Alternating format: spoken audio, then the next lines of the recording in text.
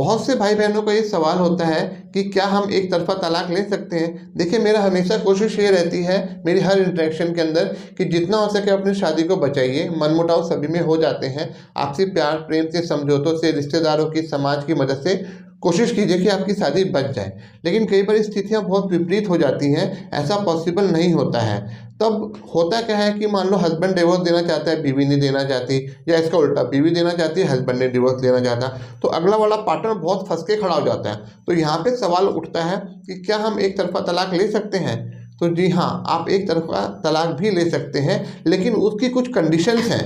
जो मैं आपको बताने की कोशिश करूँगा। उससे उसके बेसिस के ऊपर आप एक तरफा तलाक के लिए अप्लाई कर सकते हो, जिसमें अगर मान लीजिए कोई भी एक पार्टनर आपका, चाहे वो हस्बैंड हो चाहे वाइफ हो, अगर वो एडल्ट्री में इन्वॉल्व है, मतलब उसका शादी से बाहर किसी और के साथ में शारीरिक संबंध है, तो इस बेस पे आप एक तरफा तलाक की एप्लीकेशन दे सकते हो। लेकिन यहाँ पे एक दिक्कत आती है कि शादी से बाहर शारीरिक संबंध को प्रूव करना बहुत मुश्किल हो जाता है। तो इसके लिए आपके पास एम्पल प्रूफ होने चाहिए, चाहे उनकी कोई ऐसी वीडियो चैट हो या कोई ऐसी पिक्स हो जिससे ऐसा प्रतीत होता हो कि भाई ये लोग ऐसी मतलब गतिविधियों में इन्वॉल्व हैं, या कोई ऐसी जिसमें शारीरिक संबंध बनाने की कोई वीडियो चैट या मैसेज के बारे में बातचीत हो, तो उसको भी आप इसका एज अ प्रूफ ले सकते हो।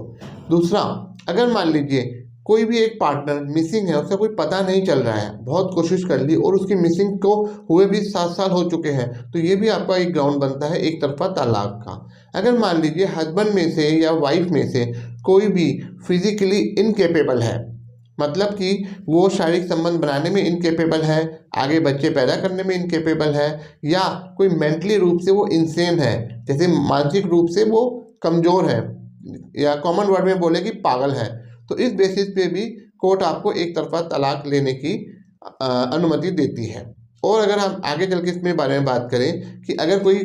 पार्टनर हस्बैंड हो या वाइफ हो धर्म परिवर्तन कर लेता है, और अगर आप इस चीज़ को कोर्ट में प्रूव कर पाते हैं, तो ये भी आपका एक ग्राउंड बनता है एक तरफा तलाक का। आगे चल के अगर हम देखते हैं कि हस्बैंड और वाइफ एक दूसरे को